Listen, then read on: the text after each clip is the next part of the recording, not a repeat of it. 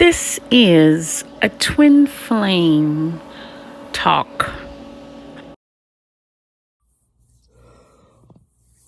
Good morning.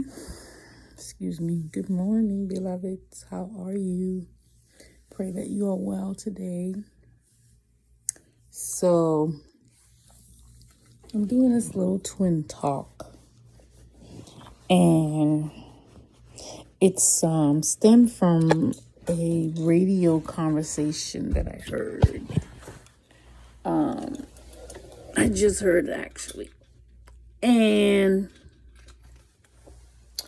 I felt compelled or led to talk about it because I also feel that this is a twin, not just a twin issue, but a real relationship issue for not just soulmates, twin flames, but for a lot of people, men, women, everywhere. And the issue is, so in this talk on the radio show, guy called in wanting help because he's about to get married actually on July 4th in a couple of months. And he and his fiance had conversations, and, they wanted to speak their truth, basically, just disclose of anything that could potentially come up later that could harm things, or basically you just being putting, and like she said it and he said it, putting everything on the table. So the guy opened up about something that happened to him in his childhood, and that is he was molested by a relative. And I have a lot to say about this, trust me, I do. But he was molested as a child by a relative, right? And let me just deal with that first. So the enemy, this is a tactic of the enemy when you have baby boys and baby girls. So that's why parenting ain't for the faint at heart, trust me. Even not just babies, but when children start to grow up, you have to have a spiritual, keen eye to protect these children from sick spirits that want to plant that seed of immorality. And I call it immorality because God created Adam, who is a man, and out of Adam came Eve. That's a whole nother topic. But he created two, a man and a woman, to be together. Not two men and not two women. That's why I call it immoral. Not judging, but it is what it is. So, the enemy's job is to plant that seed into a child's mind and spirit and try to attach that spirit into them to make them desire other men or desire other women. So sick and twisted. But that's what happens. And it's so unfortunate because children, they're innocent. And then they grow up as men and women. And they have that spirit still attached to them. Because no adults could either see it or they didn't want to deal with, trying to get rid of it. And trust me, I understand clearly. I won't go into it, but let's go back to this conversation. So basically, he disclosed that to her. And I'm sure he would not have said that had he thought this would have ended their marriage or their, proposal or whatever. But I commend him for being honest. But I also commend her for being honest, because this is what she said. She does not want to deal with that in the future. Meaning, he blatantly and honestly, I got to give him props. He was honest because he didn't have to say this, y'all. He did not have to tell her about that act. He added that he sometimes have arousals for men. So out of that, this woman, I believe she's a woman of prayer. Well, it doesn't have to be, but something inside of her knows that spirit is not easy to deal with. And she has a choice. Her choice is to deal with it, marry him. Look at her situation. They get married in 2 months. Things are already set. They got the church, they got the venue, they got the invitations out, they got the cake, the dress. But she is a wise woman. That's why I said she's a wise woman. Because she said, I don't care what we got set. See, it's the marriage. The marriage bump. I almost cuss, y'all. Pray for me. Bump the wedding. That ain't nothing but a show for everybody who don't like you anyway. Sidebar. It's the marriage that matters. You go through lives, a whole life with a person, and you don't know them, and you fighting spirits within your person, and you don't even know what you're fighting.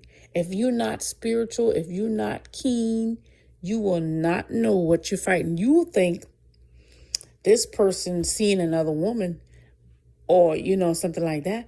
But the spirit that you're fighting is a homosexual spirit vying for your man.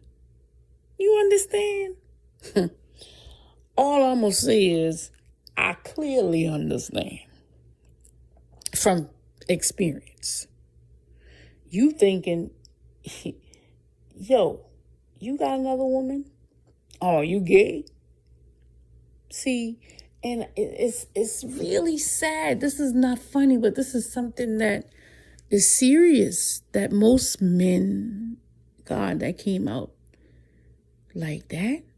I said most men.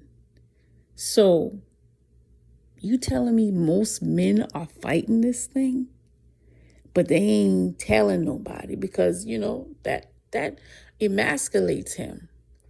That makes him look like a punk even if he ain't one. Excuse my French. Like I said, I'm not judging because you don't know why gay men or gay women are the way they are.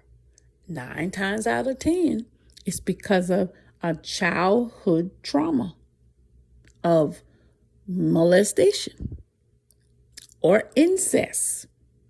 So, ooh, Lord have mercy. And this makes me want to weep because you got both parties are innocent here. You got the man who's innocent because he was a child when this happened. And he probably don't know how to fight these stuff. This spirit is, let me tell you something. And people wonder why you have women that are single or celibate. This is a spiritual thing, honey. Because when you allow that person into your life, you opening up to everything that's ailing them. This is a spiritual thing. Okay, that's the foundation of this twin talk. So now let me go to twin flames. Now, I'm going to do some more research. I'm looking at one of my twin flame books that I have. And I'm going to do some more studying. But I believe that the twin flame dynamic is not just about love, but it's about healing humanity on a whole nother level. And this issue is one of those levels. Now, this is bringing up a whole lot of stuff, y'all. What would you have done? You got the dress, you got the venue, you got the cake. But the person that you're about to marry is your twin. But you find out, or 9 times out of 10, you already knew. But the fact that it came out of your person's mouth makes it tangible and real, right? And you commend people for being honest. I am so overjoyed about that, because that man didn't have to tell that lady this. Now that's a decent man.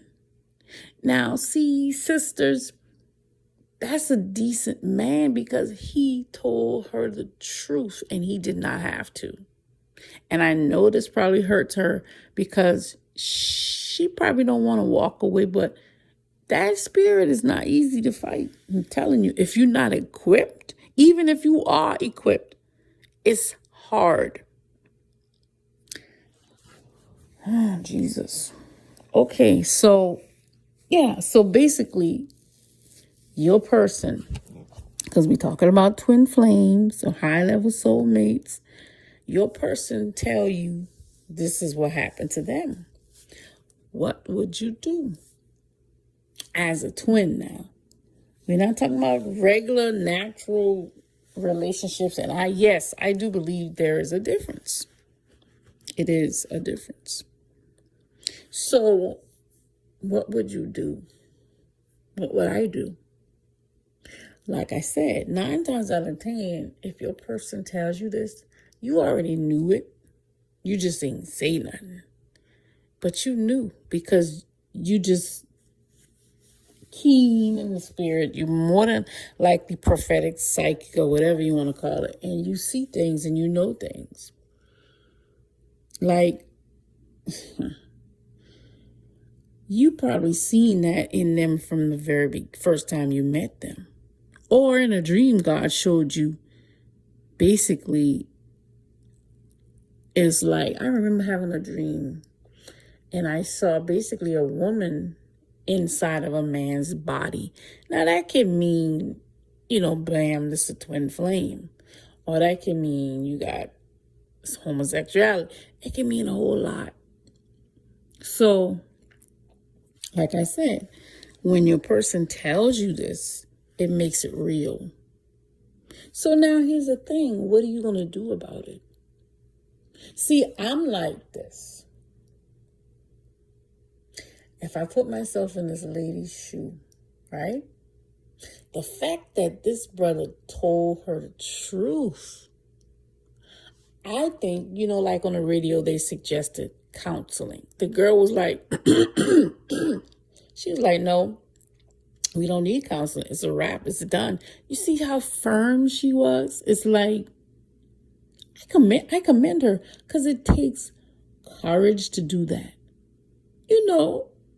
This is a new age though. See, back in the day, she probably would have just married him. But now, see, this is a new age. Folk is, finding their own truth and they don't have to deal and put up with a bunch of crap if they don't have to. So I commend both of them. It's just a choice. So this is kind of heavy. It's kind of sad. It's making me sad because as a parent, not just as a parent, but in general, it's just sad. I'm going to just leave it at that. So my question is, and to make you think, what would you do? And you know what I'm drawn to? 25 years, 50 years, you got people married. And most of them probably fighting the same thing. But that person either have accepted that they're just the way they are, or they know and they're just not saying anything, But a healthy relationship, a healthy marriage is the foundation is truth. I believe This could have gone either way. Okay, let's look at it from where it is now. She called off the wedding, blam, boom, bam. That's it. Go your separate ways. Now, he open. He out there exposed. He probably thinking nobody else want me, blah, blah, blah. But I feel that this is the time for him to do the inner work now. See, he probably didn't tell nobody else this. So now this is a way that God is bringing up to the surface those traumas, childhood traumas to be healed. So for him now, he got to go on a self-discovery journey of himself. And then she's standing in her power. It's like, I don't have to deal with that. I love you, but I'm not dealing with that. So you have to give them both props. That's one scenario. That's where they are now, separate ways, dealing with what they do, what needs to be dealt with. He needs to deal with the healing part. She is doing her own thing, right? And I mean, she can learn a little compassion too, but ultimately it's a choice that she made. And you have to give the woman props for that.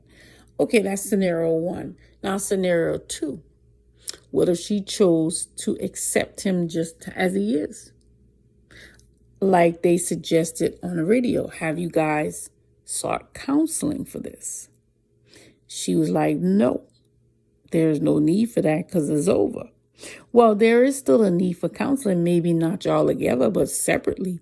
He need some type of therapy, right? So, scenario two, they stay together.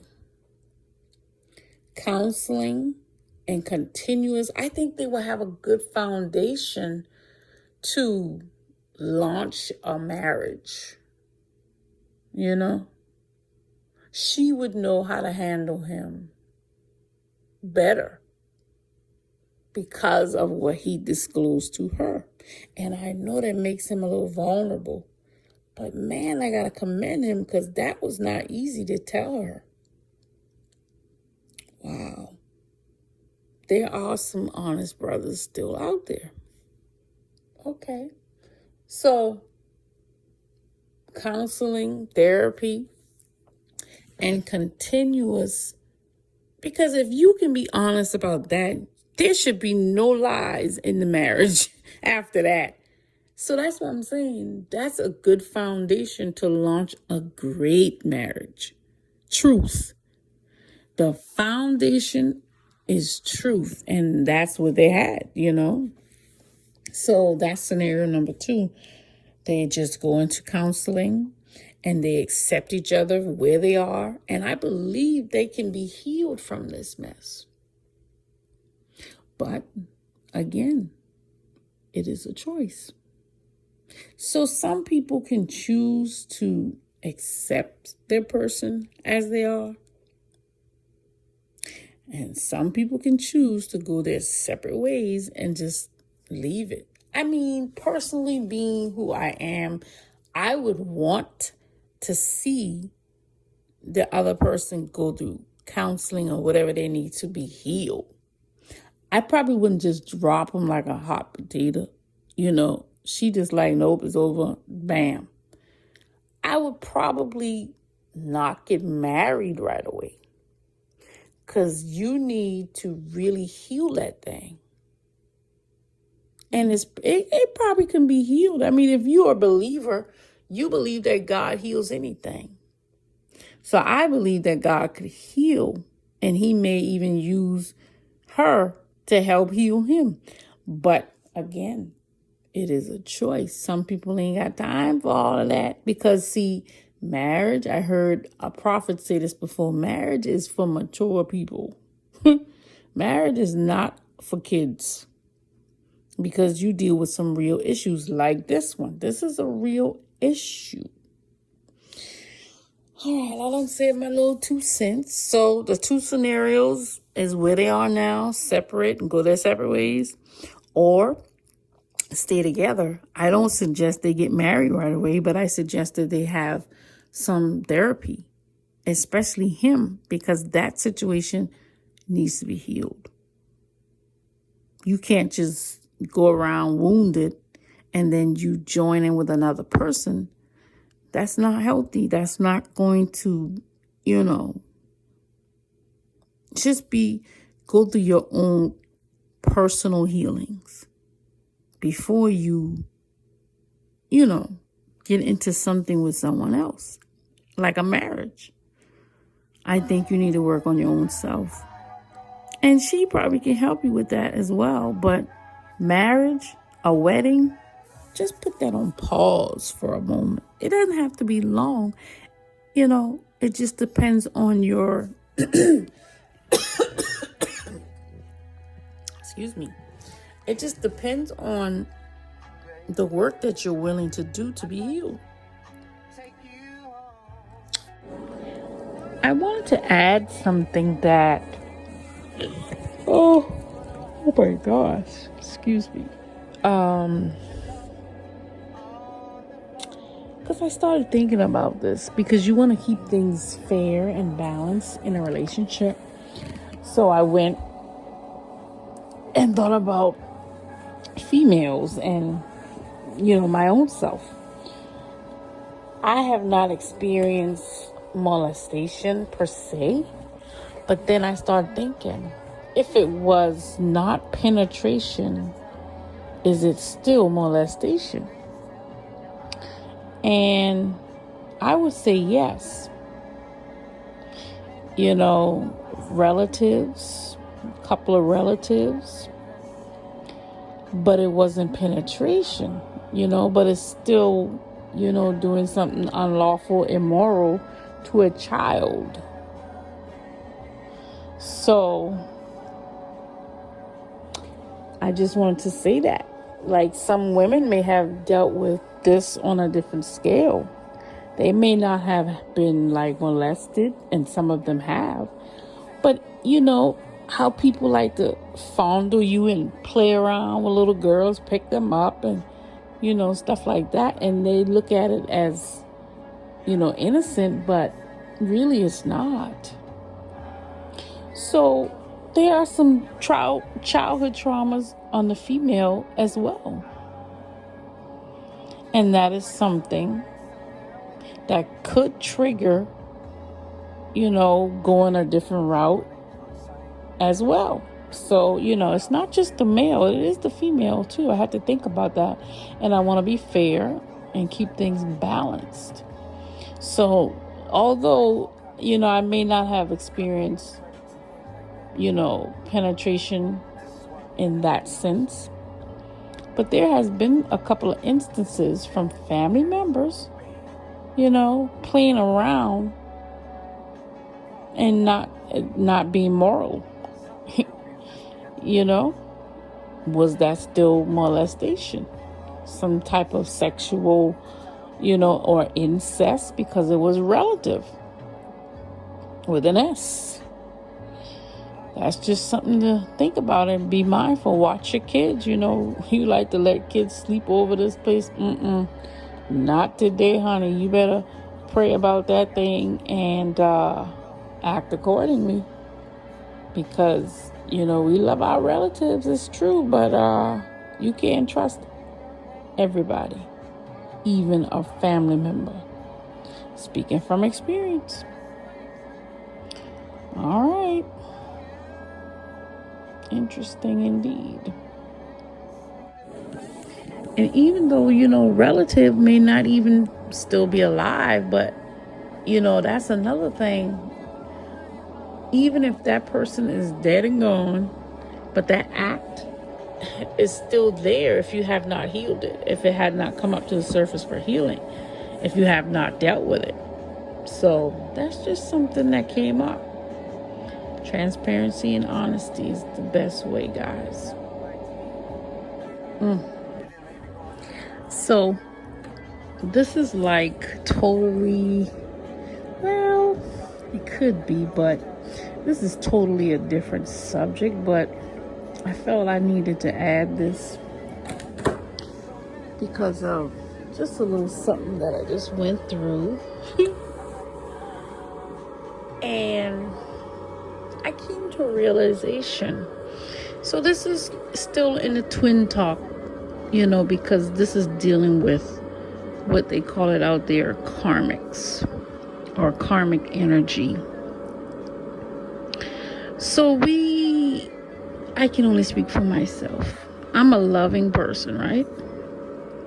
And I just feel like I want to cry right now, but I'm going to wrap that up because there's a time for everything. So I have compassion. I'm a loving person. But there is but so much people can deal with from these energies, karmics, whatever you want to call it. I love everyone, even when you give me a reason not to love you. I don't know what it is. I guess this is agape, God kind of love, because even when you F me over and over and over again, I still want the best for you. Now, that doesn't mean I'm stupid. That doesn't mean I'm a pushover. Because, trust me, you don't want to cross me too many times. You don't want to take grace for granted when it comes to me. It's like, I'll forgive you and love you and all that. But when she had enough, you will know. Or you'll know. So I said all of that to say that, and this keep coming up because this is the truth. Some DMs are entangled in karmic relationships in one way or another. They may have, break the way physically, but energetically there's still like attachments or a fight. And also a realization is there is still love there. And that's what makes it so hard to totally break away. I'm a woman, a grown woman, and a realist. That's just the truth of the matter. These DMs, they still in love with the karmic. Whether it's love, lust, infatuation, whatever it is, they are still invested and they still love them. That is one of the main reasons why there's still an attachment there. Now, in defense of DMs, this can totally be not your fault. This karma can just be hanging on. You done said your goodbyes, blah, blah, blah, blah. But this karma will not let you go energetically. That could be the case. But the thing is, I have seen the power of a DM that's standing up for himself. And when you see something that don't look like that, there's something else going on here. And I came to that conclusion just a few minutes ago, like, DM probably still love the karmic. And that's why the karmic is still around, energetically or whatever. And the karmic can be a woman, a man, a mother. That's a whole nother story. But a family member, a job. But it's still there because you allow it to be there. And I'm gonna talk about myself for a minute. I had an ex. We were in a long-term relationship. And I came, see, here's the thing. Listen closely. I started changing for real, not for play. Not for fake. Real change will change your situation. Let me tell you something. I began to change on the inside, and that needed to change what was on the outside. I simply asked one question. I got a response that, no, that's a lie. I didn't get a response. It was a pause. That's all that needed to be said. Nothing. A pause. When I ask you a question, that's pretty simple if you know the truth. If we're on the same page, the answer is very simple. But it was a pause. So to me, that was a no. You know what I did? I took my big behind. It wasn't too big back then, though. And I turned around and I walked out the front door and never, when I say never look back, see,